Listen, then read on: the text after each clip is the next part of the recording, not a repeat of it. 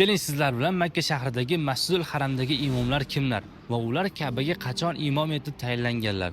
Birgalikda tanishib chiqamiz. Bundan oldin videoga like bosib, bizga obuna bo'lib qo'yishni unutmang. Birinchi bo'lib Abdurahmon Sudays 1962-yilda tavallud topganlar va Ka'ba muazzamaga esa 1984-yilda imom etib tayinlanganlar. Ikkinchi bo'lib esa Shayx Solih bin Humayd 1949-yilda tavallud topganlar va Ka'ba muazzamaga 1984-yilda imom etib tayinlanganlar.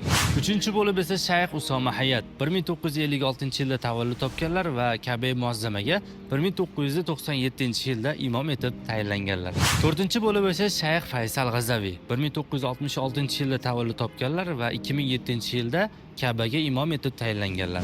Beshinchi bo'lib esa Shayx Abdulloh Juhayniy 1976-yilda tavallud topganlar va Ka'ba muazzamaga 2007-yilda imom bo'lib tayinlanganlar. Oltinchi Shayx Maher al-Muyaqqili 1968-yilda tavallud topganlar, Ka'ba muazzamaga esa 2007-yilda imom bo'lib tayinlanganlar.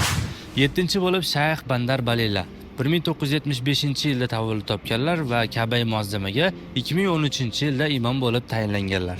8-chi bo'lib Shayx Yassir al-Dusoriy 1980-yilda tavallud topganlar va Ka'ba muazzamaga 2019-yilda imom bo'lib tayinlanganlar. 9-chi bo'lib esa Shayx Badr al-Turki 1983-yilda tavallud topganlar va Ka'ba muazzamaga 2024-yilda imom bo'lib tayinlanganlar. Va nihoyat 10-chisi bo'lib esa Shayx al-Valid ash-Shamsan 1989-yilda tavallud topganlar va Ka'ba muazzamaga 2024-yilda imom etib tayinlanganlar. Mana shunday imomlar kabi bizning ham zurriyotlarimizdan Ka'baga imom bo'ladigan zurriyotlar chiqishini duo qilib qolamiz.